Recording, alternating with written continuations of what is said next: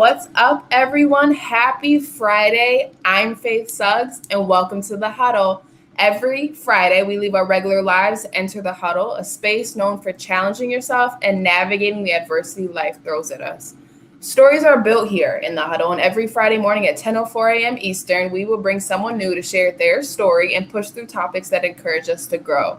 A little bit about me, your host of the Huddle. This is the third episode, and we're excited to have everyone back. I'm a former Duke women's basketball player and CEO and founder of my new business, Brand by Faith, a social media and branding company dedicated to telling the stories of our clients.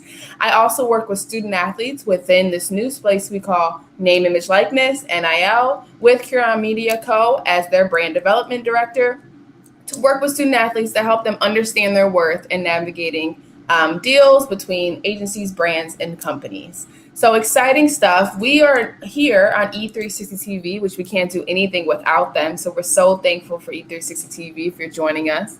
Our main platform is Faith Family Focus. If you guys do not know, we play Monday and Wednesdays at 9:04 a.m. Central, 10:04 a.m. Eastern. Faith Family Focus is dedicating to telling the stories of those around us and strengthening through stories of adversity and faith, including Let Go, Let God, which is our slogan. It's co-hosted by myself and my father, former NFL player with the New York Jets and the Cincinnati Bengals, Schaefer Suggs. You can catch us live on Monday, Wednesday, Fridays at 9:04 a.m. Central, 10:04 a.m. Eastern. Now, today, we were supposed to have a wonderful guest, Anastasia Williams. Now, Anastasia works with Together, which is a social media platform owned by a few wonderful women athletes, Sue Bird, Alex Morgan, which is all over the media today. She's also worked with the Carolina Panthers, the Washington football team, and a few other brilliant places. She is a major social media strategist, a major social media manager, and a lot of people call her Anastasia Williams, who got famous off of tweeting. If you don't know, follow her on Twitter. She's a wonderful, wonderful, wonderful person to kind of help you stay up to terms with sports media and anything that's going on in regards to social media. Anastasia will not be joining us today. She called me this morning due to the major news going on right now surrounding the NWSL, which is the Women's Soccer League here in the United States. There has been major allegations around a few coaches in the league, and that's what I'm going to dive a little bit into today. But let's regroup on what the last two episodes were. So we had an awesome first episode with Ashley Nicole Moss, Sports Illustrated's newest digital performing host. She hosts Laces Out. She actually just wrapped up their 8-episode series. If you haven't caught it, you can on YouTube and Sports Illustrated. And then we had a wonderful show with Nolan Smith, assistant coach at Duke men's basketball, gold medalist, NBA draft pick, NCAA champion. That was an awesome one. We dove into talking about coaching, HBCUs, and growing past adversity after losing a loved one. If you're joining us this morning, I just want to say happy October and thanks for joining us. Make sure you say hello. And then I have a cute message that, of course, I love October and fall, so why not?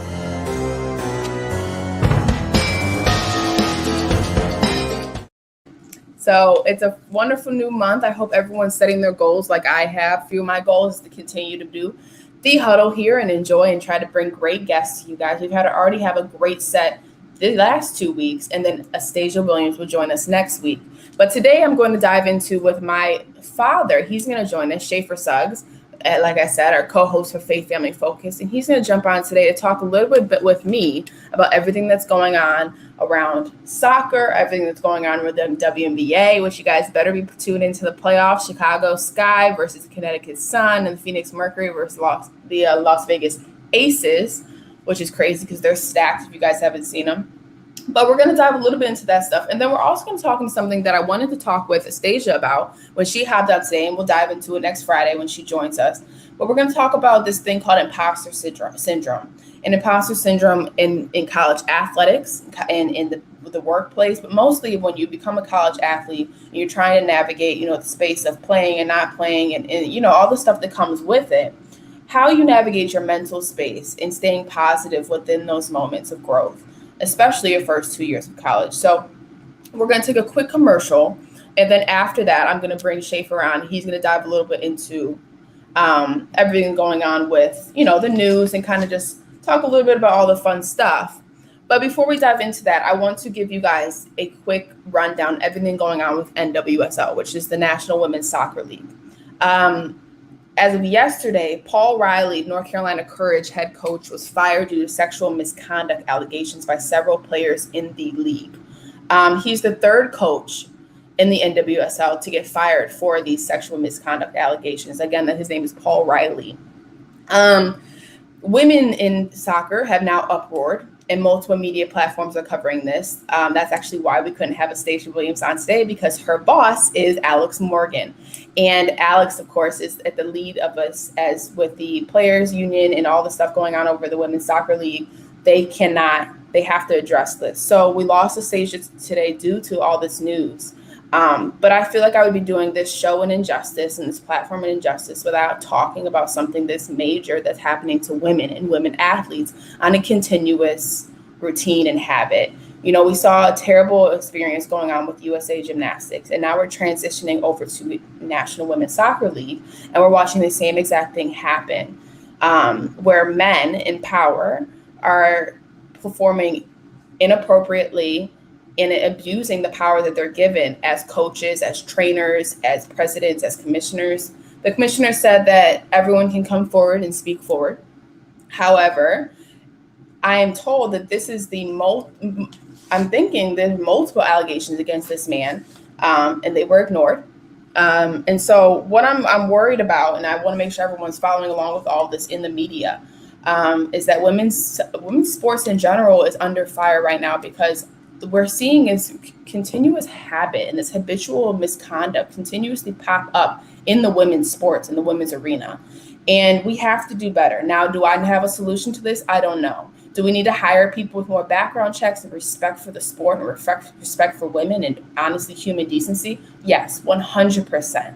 But I think that this is a great opportunity for us as women to take the opportunity and hire more women, hire more foreign players, hire more, people like these in roles to create safe and stable environments around women athletes, because they already have a lot to worry about being trailblazers already in their sports. So I just want to make sure everyone's paying attention to what's going on right now in the sports media. I turned on TV and they're not even covering it. So we have to talk about it. We have to raise awareness about this, because these women matter, and women's sports deserves a lot more respect than it has been getting. So after this quick break, we'll bring on Schaefer Suggs and we'll talk a little bit more about what's going on and the new news about the women's tournament in March Madness.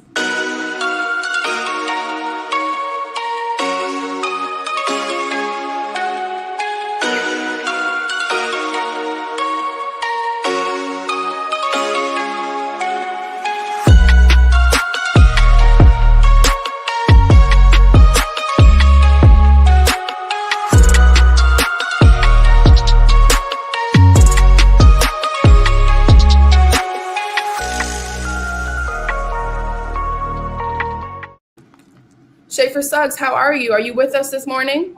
I'm here. For some reason, I don't have my video, so that's all right. That's all right. Why don't you continue talking? I'll go out and come back in again. Okay. Okay, that's fine.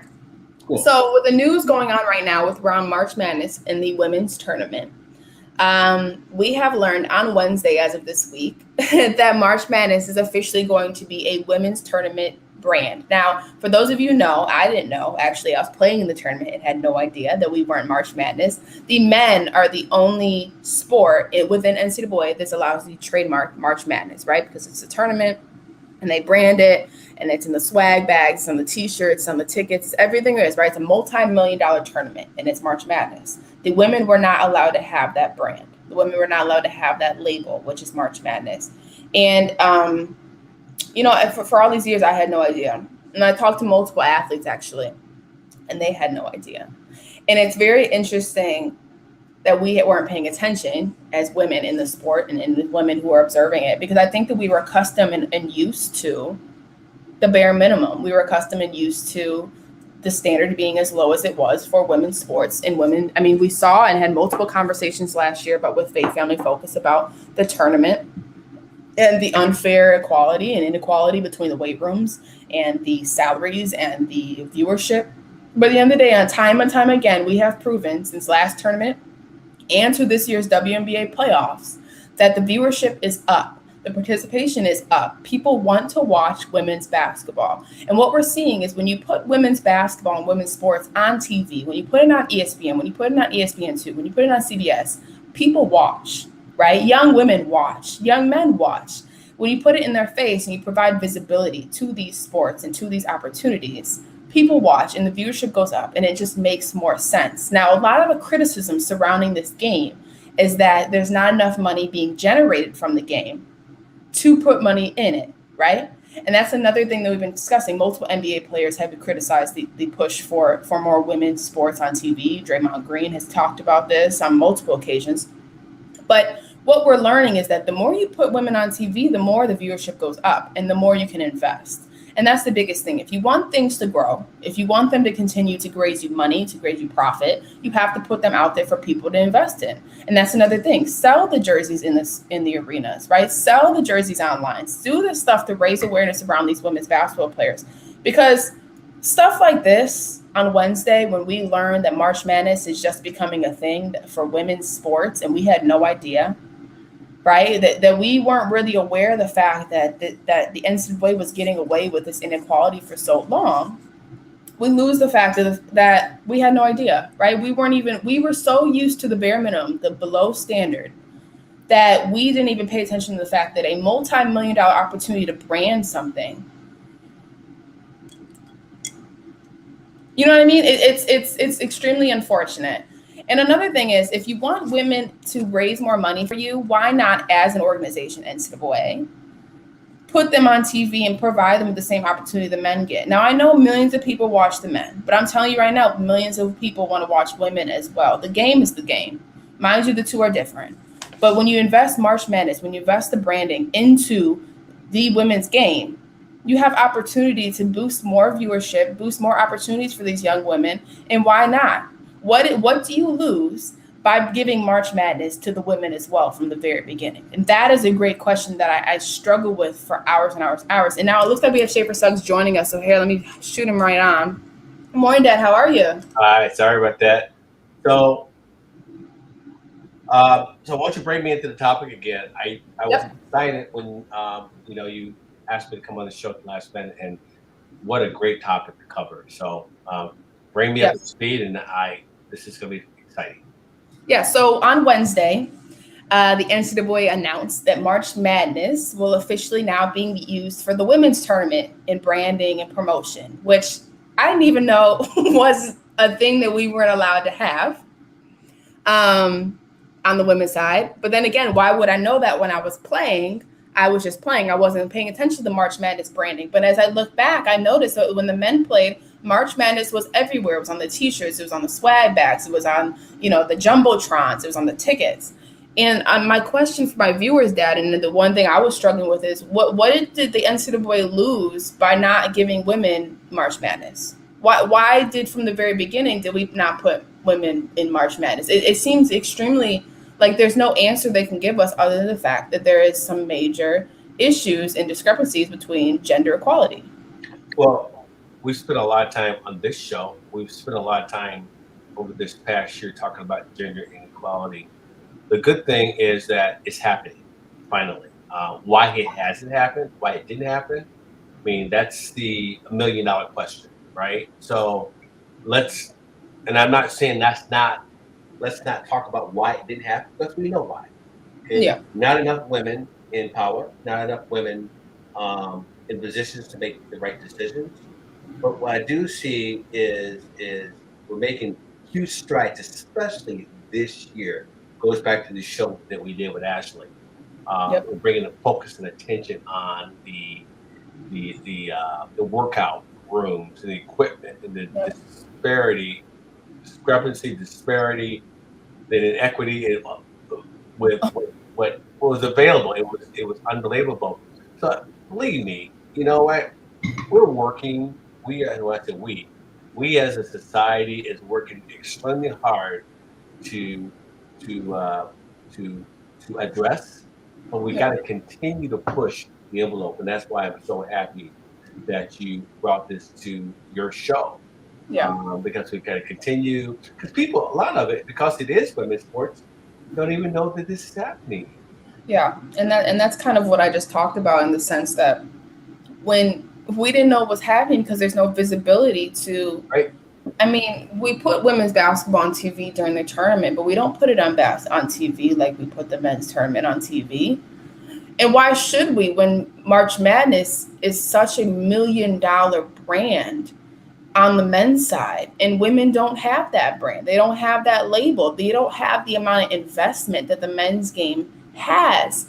And that's my biggest thing, is if you want your investment to become lucrative, if you want it to turn profit, you have to give it an opportunity to do that for you. You have to put it on TV. You have to give people visibility to watch the game, to give your viewership. And all we have seen is, since that was the goal, since that was something that we tried to do as a society, as TV platforms, the viewership has spiked. The WNBA's viewership this year and for the playoffs is higher than it's ever been in its 25th season. The women's tournament last year broke records again since 2011, that tournament. That's a significant difference, and that is all due to the fact that we put it on TV. We decided that if we're going to invest in something, let's give it a chance, let's take the risk, and it's becoming lucrative, it's turning profit. And that's my biggest thing with all of this, is if you really wanted to make it work, if you were really about the business, if the reason to why women's sports is not ever put on TV and not supported because it doesn't put money out there, then what do you lose by taking the risk by giving women's tournament the March Madness label from the very beginning and see what happens? And that's my biggest thing with this, is that if you want to make it happen, you make it happen. And that's why I know it comes down to, we had people in power at that time and up to this point who at the end of the day had gender biases towards the women's sports and women's game. And that's why it was so important. We've talked about this time and time again, putting people in power that can make decisions that give opportunity to not just men, but to all sports, especially those that have the opportunity to turn profit. And that's my biggest thing. So with this whole March Madness stuff, I don't think we'll ever get someone to tell us why it took so long. That's never going to happen, right? I think we have to sit down and understand that, right? We're going to have to sleep good with that.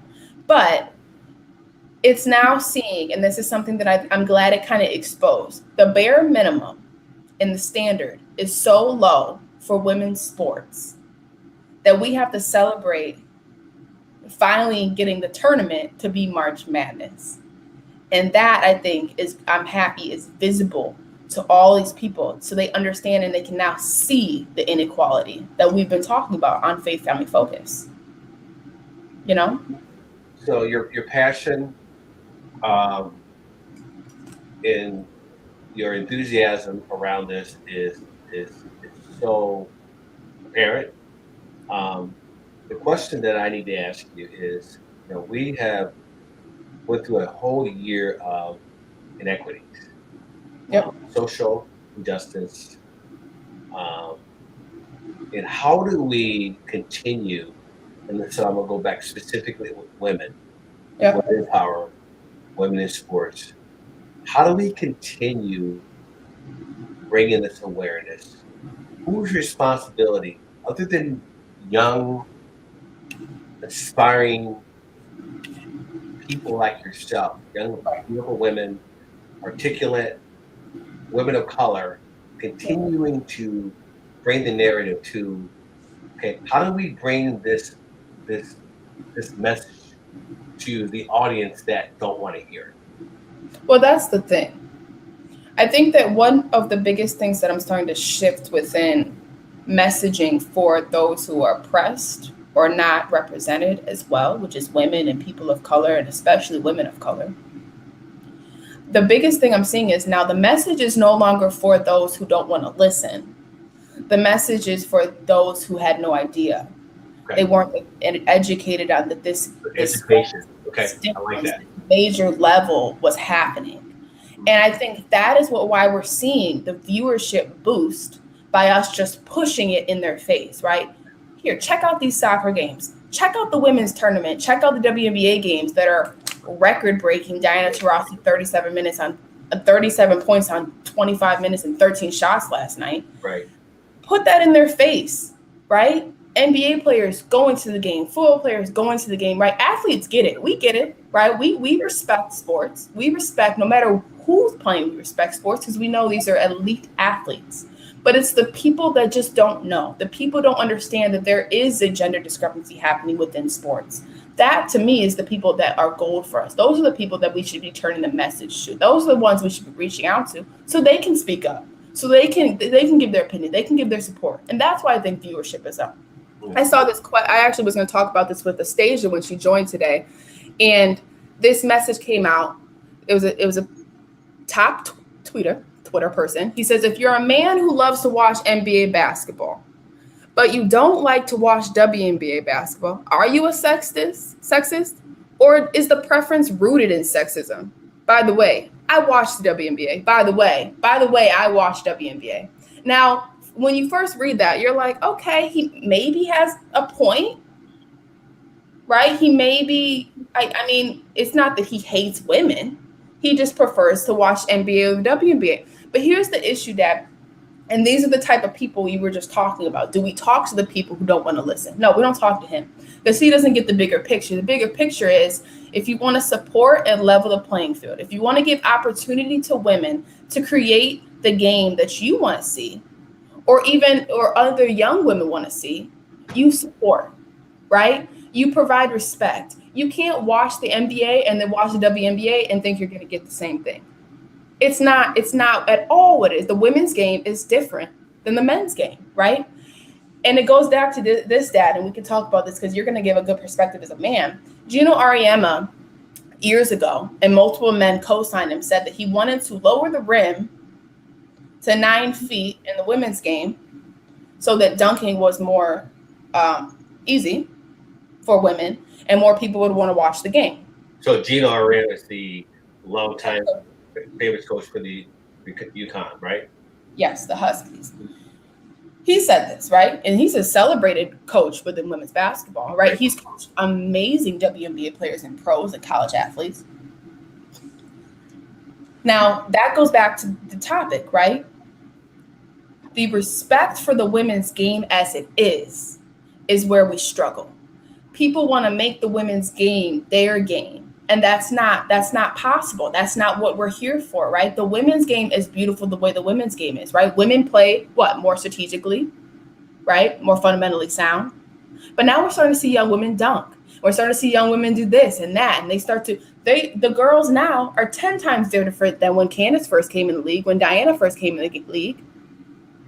So that's my biggest thing about all this, Dad. When we talk about gender discrepancies, when we talk about opportunity to put them on TV, when we're talking to people who disagree or don't support, it's very much down to the fact that it's because they want to see the game exactly like the men. And it doesn't have to be that way. You can support something and embrace it for what it is. In the women's game, I think, and it's only 25 years old in WNBA, the women's game is going to get there. You just have to give it time and support and respect.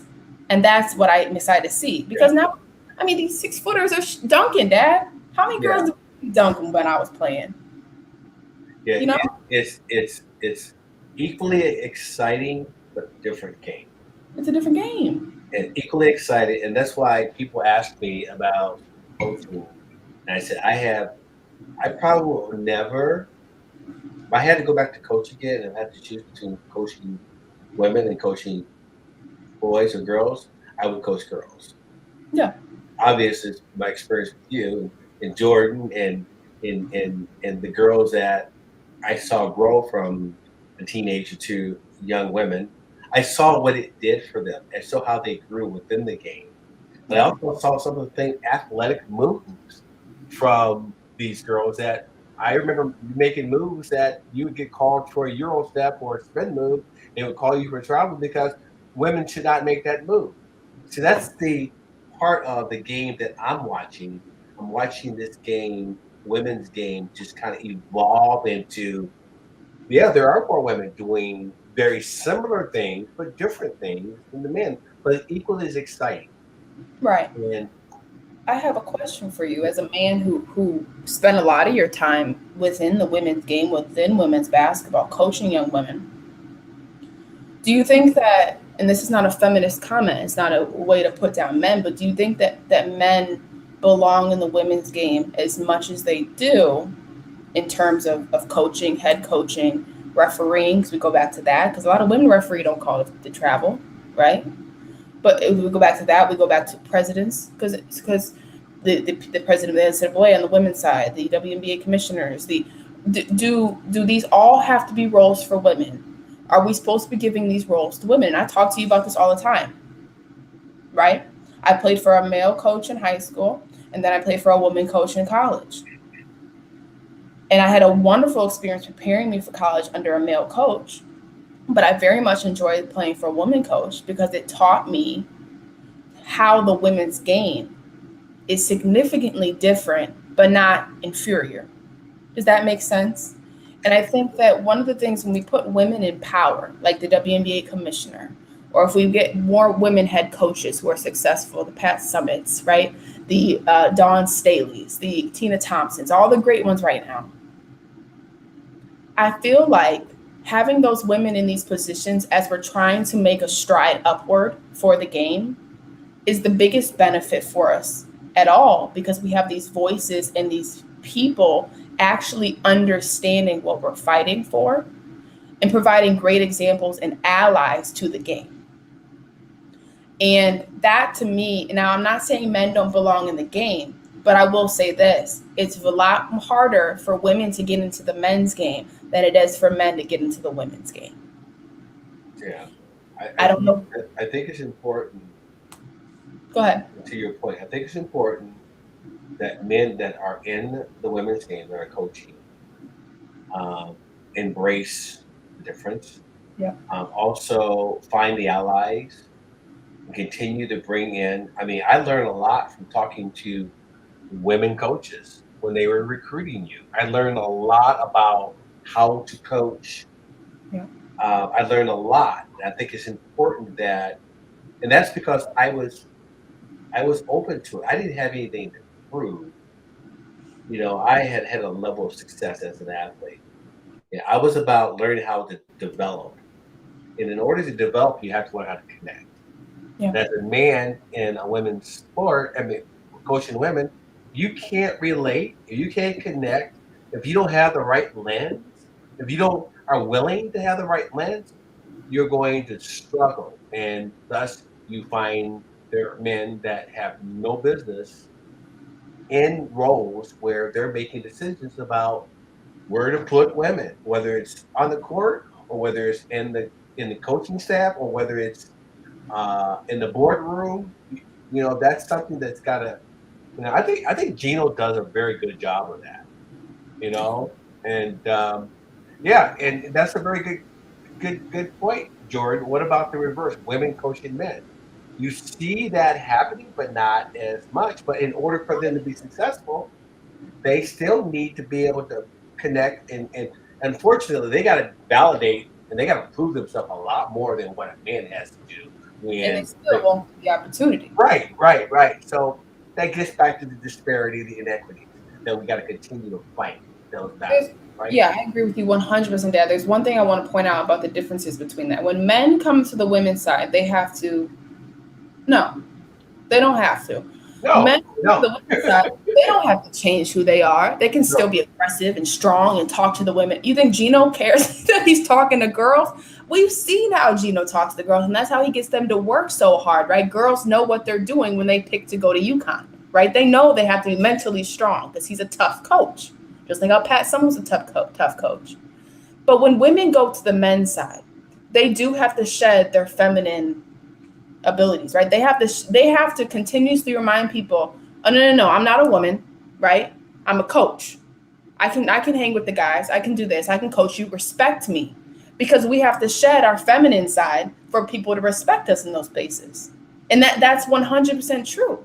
When you walk into a boardroom surrounded by men, you can't come in there all dainty. You can't do this. You can't do that. You can't remind them that you're a woman. And that's the super unfortunate truth about life in society and what women face on a day-to-day, especially women in coaching. We watch Carol Lawson. We watch Neil Ivey. We watch, who am I looking for? Lindsay Harding, Dukies. go and coach in the men's side, right? And they do a great job. But Kara Lawson and Neil Ivy came back to the women's side because I think they know that they have no opportunity to become a head coach of the men's side. The only person who has an opportunity to become a men's coach in the NBA is Becky Hammon. She's the assistant coach, and he has been the assistant coach and the head coach for the Summer League for the Spurs for years. But my question to you, Dad, is if Becky Hammon becomes a head coach of the San Antonio Spurs, can you imagine the uproar every time they lose? Could you imagine if she starts getting emotional at a ref? Yeah, she's going to be overly scrutinized. But back up, too, a little bit. How about the challenge that successful women coaches have with their coaching style?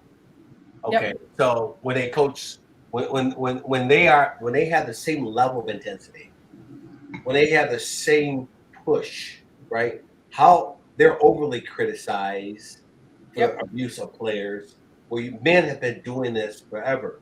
So the successful women coaches, how many successful women coaches have been accused of player abuse, where they're coaching and they're having the same kind of dialogue that men coaches have had that are coaching women or coaching men for years. So it gets back to the disparity, right? That's why this is an extremely good topic.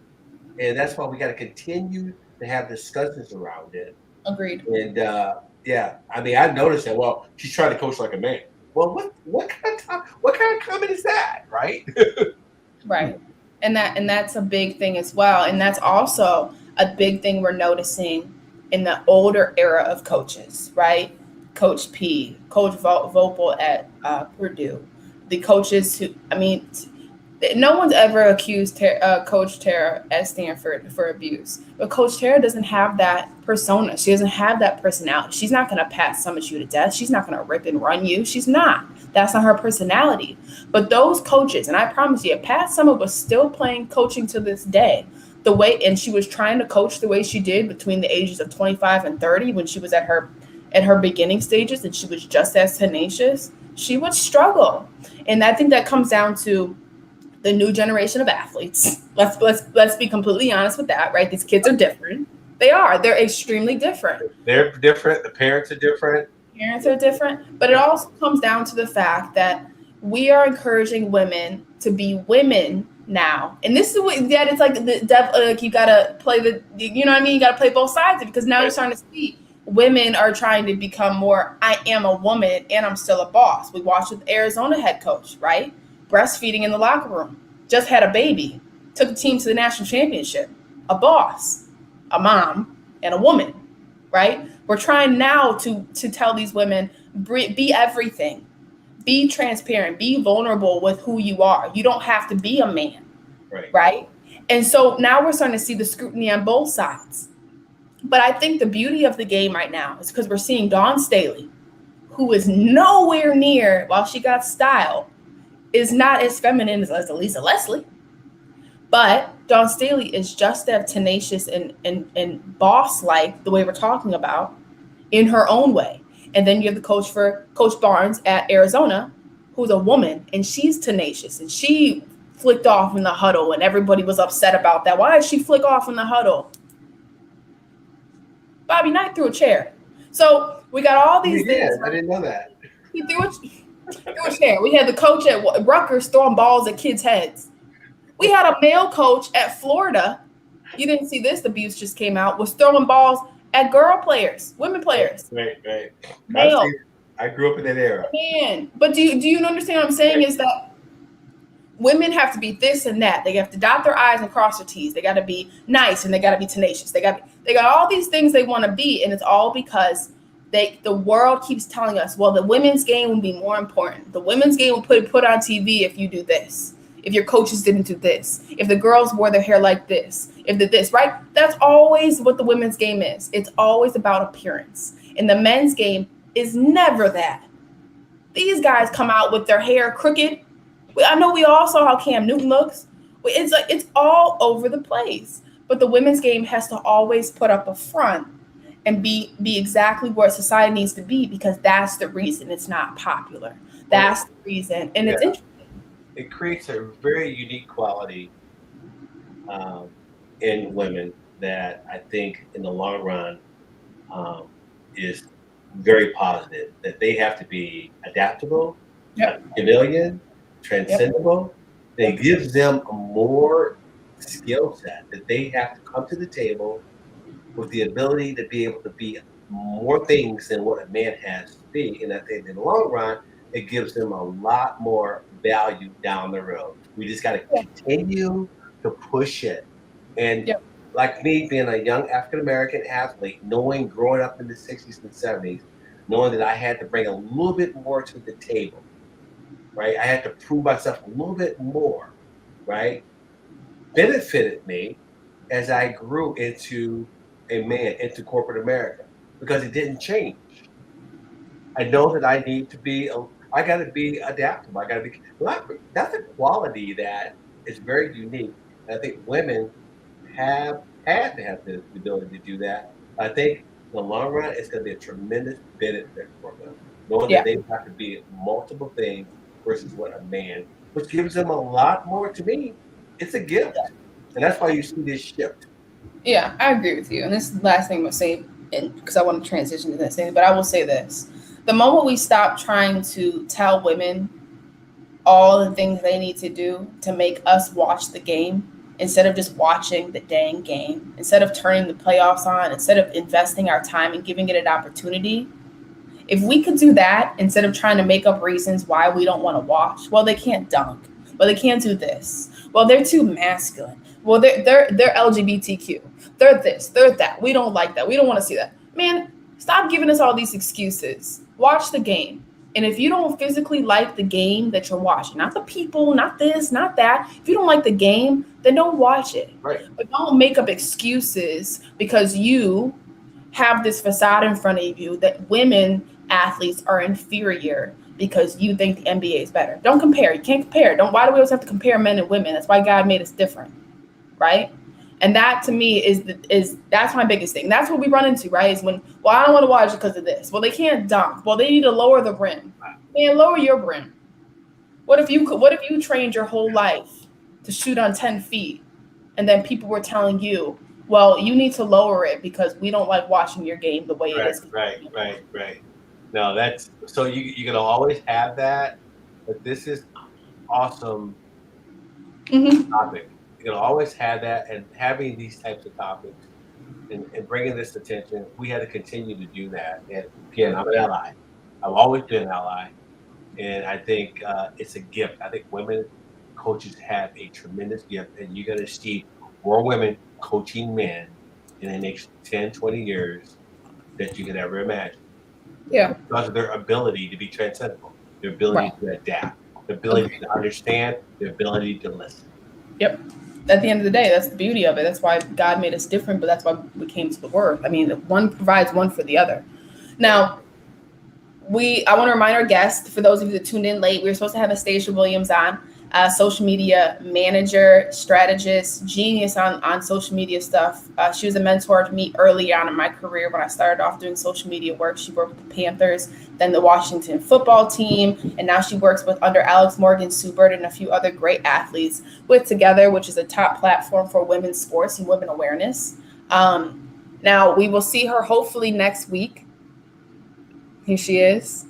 But it's a wonderful segment because we were talking, Dad, before the show, and we were talking, and you had a good conversation with a good friend of your former NFL player and actor, Ed Marinero, and his son is at Cornell football, and your son's at Yale. And we were talking about how neither of the boys are trying to figure out, they're not playing, right? They're not this or that. And it's a hard world when you get to college. You struggle with that, right? The first couple of years are hard. Now, it kind of came to my mind that I wanted to talk about today with Astasia is she tweeted this the other day is don't let that imposter syndrome win today. Act like it. Let's define imposter syndrome before we get it. Imposter syndrome is when I do this all the time. I'll give you my example, right? I started a business, right? A social media management business. I get on a call, I'm talking to a client, I'm giving them kind of the rundown of what I do. They're asking me what the purpose is of that. I give them, I hop off the call. I think I did a terrible job. I think I'm sweating. I got hives. I think that I'm like, gosh, I have no idea what I'm talking about. I don't know what I'm talking about. Do they think I know what I'm talking about? I hope they don't. I hope they don't think I don't know what I'm talking about. That's imposter syndrome. You walk in a boardroom, you give a presentation, you sit there and you're like, man, I don't belong here. These people are so smart. That guy Fred over there is a genius. That's imposter syndrome. Imposter syndrome in student athletes. You get to college, you are at the highest of your career leaving high school. You are the greatest quarterback. You're this, you're that. Everyone loves you. You start. You get to college and now you're a little fish in a big pond, right? How do you not have imposter syndrome?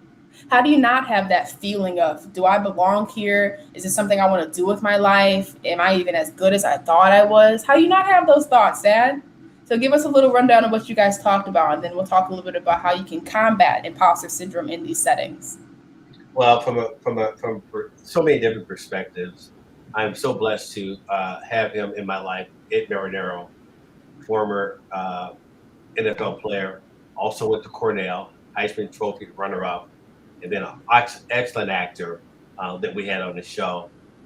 We connected over a year ago, and Devin got a chance to meet him at the Legends community along with Joe Namath. And he actually has, he's a few years older than me, but he has a son younger than Devin, a year younger, Eddie Jr. And we talked for an hour this morning because he goes, he sent me a text, how is D-Man doing? Devin's nickname, how's D-Man? He said, Eddie hasn't even dressed for a game yet. Wow. He said he hasn't even dressed for a game yet. All good, but he's having a good time. But he will get a chance to play in 4 or 5 JV games. And we connected again this morning. He actually called me because I responded to the text. Mm-hmm. And the first thing we talked about was remembering that what school they're at. They're at an Ivy League school. And that he said nothing really matters until you're doing your senior year. And I was telling him that it's hard for me because I don't talk that much to Devin. He said, well, I don't talk that much to Eddie either. He said, I don't get a lot of information. And they switched Eddie to a flanker from quarterback. And he had a couple of scrimmages. But long story short, he's not even dressing for the varsity games. None of their freshman rounds. So it began the conversation about our expectations, being former NFL athletes with kids and managing our own expectations, but remembering that it's a process. Right. It's a process, and that, let's not ask so many questions of them. They're figuring things out. There's a lot of stuff going on other than football. And I learned that from you, and I got to continue to remember that. There's a lot of stuff happening other than football that they're adapting to. And it was just a phenomenal conversation with somebody that I respect, but that's also going through the same thing that I'm going through. And you know what? At the end of the day, when people ask me, how's Devin doing? I'm saying, he's doing great. The reality is he may not see the football field this year. Okay, he may not see it next year. It's up to him. But the reality is, I get that. I understand it. I accept that. I just want him to know that I'm okay with that. And because for some reason I think kids want to, they care about what we think. And so I'm learning how to manage that expectation. But being able to have that conversation with another parent, another former NFL player, right? That, and he said, Schaefer, it doesn't really matter as long as they play their senior year. And he said, guess what? If he doesn't play his senior year, he's going to get a high-level job coming from Cornell. That's another thing is that, and what they're facing, and when we talk imposter syndrome, they're facing their first initial gut check, their first experience with trying to figure out, what do I do with when I question my very identity to what it is at this point, right? I'm a football player. I'm supposed to be playing, and you got all these outside factors. You have family, you have significant others, you have friends from high school, you have former coaches, all watching you, expecting you to do great things. Right. And I think that when it comes to something like this, when you're having your first moment where you're like, man, you do have those moments alone in your dorm room where you're like, I don't think I'm good anymore. I don't know what the purpose is anymore. I don't feel I question my ability now when I go out and play, right? They go to practice, they probably are like, man, I'm throwing terrible passes. I'm missing layups. I'm doing this. Like I can't even dribble with my left hand anymore. Mental something like this when we talk about imposter syndrome is like mentally like disabling to your physical ability, right? Your mental really messes up everything else. So when you start thinking this way, what they're going through right now, it messes with you physically. And then that combats back to like, man, you do suck. Like you have those moments. And so one of the biggest things, and I love this because they're going through something we all go through maybe 25 times extra every single part of our life, right? Every year you have a moment like that where you walk in and like, man, do I belong here? Do I fit in here? Right? And I think we all have those moments. I think the biggest thing is like, how do you combat that? Because we've all been through it. How do you combat something like this? How do you challenge it? How do you pull yourself out of this negative space? I think it's like what Astasia said. She said, you belong there, act like it. And when you start to manifest like I belong here, I will get my opportunity. I will do this. I will have an opportunity to do this. It'll eventually will come. I think that what you have to remember is that your timeline isn't always the timeline that's reality, but you still will be able to achieve that timeline at the end of the day. Right. And that's my biggest thing with it all. And we all go through it, right? This isn't a scary new thing. Imposter syndrome has been around for years and years and years. Some of us combat it by being extremely loud when we walk in a room. And some of us are like, let me sit in the corner and not see if anybody, and that's worse. Like how many times have you been in a Zoom call and you're around all these great faces and voices and the jobs and they're authors. And I do this all the time with the foundations I work for. And I'm like, man, what am I doing here? What have I achieved at 24 years old yet? And we forget, I think a lot of things we forget is all the things we have achieved up to this point that people only can dream of. And that's a big thing is we have to be able to give ourselves a pat on the back when we have these feelings, you know? Yeah. I think that's the biggest thing. And I would request our viewers, if while you're joining us today, what's your imposter syndrome story, right? What's your thing that shakes you?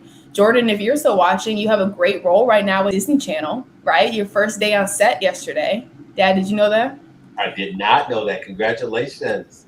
She's her first opportunity with Disney. That had to be scary, right? Moments like that in your life, right? These student athletes, they're going through, we're not playing. Now I got to call my NFL former playing dad, my former almost Heisman dad. And he's trying to be positive, but I can hear in his voice, am I disappointing him? Am I disappointing myself too? Right. Yeah, it was just such a powerful conversation because we need to talk on a weekly basis, you know, because we have to continue with our imposter syndrome as a parent, you know, really enjoying it. And I said, well, you know, I said, being here by myself is harder because the other piece of it that we talked about was this whole mental illness, anxiety piece that's layered onto the imposter syndrome that we're now exposed to with social media and Instagram and validating who we are.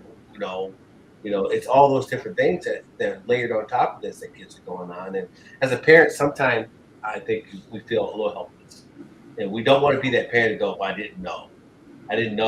I mean, they commit suicide or they did this. As a parent, you don't want to know that. And for me, him and I talking on a weekly basis helps that because the reality is, you know, he's getting as much conversation from his son as I am. Right. Right. And I think it helps though, and this is hard for parents, it's hard for people. As we get older, we forget what we were like. We always think, man, it should be way easier to do this. I would have done it like this, but it's like, no, 27-year-old you would not have done that as 18-year-old you. You know what I mean? It's not, it's hard. We forget that as we grow and we age, we forget what it was like when we were younger, when we were more inexperienced, when we were just trying to navigate conflict, right? This is the first initial conflict. And this is an internal conflict. This is you questioning, Man, what am I doing here? I'm not even playing. I'm not even, these kids are huge, right? Or this other freshman's playing.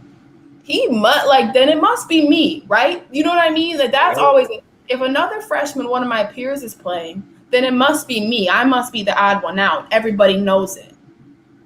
And that's another thing is when you feel like everybody knows you don't belong. That's when you know, oh no, you got imposter syndrome. Yeah, you got it. You got that. And you got the bug. What a great topic. Yeah. You. It's a wonderful, wonderful thing. And I think that reminds me that's our guest. That's someone I would want to have on the huddle. That's what we're gonna have next week. And the fact that she had to cancel on me 15 minutes before normally would stress people out. He canceled me to hop on a major meeting with Alex Morgan, leading the way in this NWSL sexual misconduct fight, right? Injustice for women and gender equality in sports, right? The very stuff Simone Biles is fighting for. It's amazing, though, that the people you come across that can have an opportunity to join the huddle and join this show. So wonderful, wonderful. Thank you for hopping on, Dad. You did a great job, and I enjoy having you. You always wanted to be a guest. People don't know he's been begging me to be a huddle guest, man. It's only the third episode you made it, Dad. I'll always be your audible. You call me up and go, Dad, got an audible. I knew I had to be ready to play. So yeah, we had to pull an audible, but it was an awesome show. And honestly, these were things I wanted to talk about with the Stacia Williams. It's March Madness, women's inequality stuff, the coaching, the game, the stuff that's happening in women's soccer right now, and just the fact that all of us are going through as we're getting out of post-COVID working at home and now going back to workplaces and working around people. A lot of people are going through the feeling they don't feel like they belong, right? Or they're having those senses of self-confidence struggle because they're like, I'm not the greatest at this. I don't have the comfort of my home. I don't have this. I don't have support. Everyone's going through it. It doesn't matter if you're a student athlete or you're a CEO. Everyone has moments like that. So wonderful. Thank you again for joining us, Dad, here on Friday morning with the huddle. Wonderful discussions. I appreciate you, and I appreciate our wonderful guests. I hope we see you guys once again Friday, hopefully with our guest, Stacia Williams. You can also catch us on Faith Family Focus on Monday and Wednesdays. Wednesdays are Rerun Wednesday, where you catch every episode we loved on season 1. And Mondays, we have an awesome, awesome guest or shows that we always bring to you. We had an awesome last 2 Mondays for National Recovery Month. If you missed it, we'll also put clips up on our Instagram, which our Instagram now has also clips of episode 1 of The Huddle with Ashley Nicole Moss. And we'll upload a few with Nolan Smith and then a few from today. Thank you again to Amazon Fire, YouTube, Facebook, Roku, Apple TV, and of course our key platform out of Phoenix, Arizona, E360 TV. Without them, we will not be doing anything. Once again, this is The Huddle presented by Faith Family Focus. Our goal is to enter the huddle and leave knowing we're growing within these next 60 minutes. And our stories are our power. And every Friday, we hope to share some amazing guests and their journeys with you. We'll see you guys next Friday. Wow, we're getting close to Halloween, man. And like always, let go, let God. We'll see you guys on Monday with Faith Family Focus.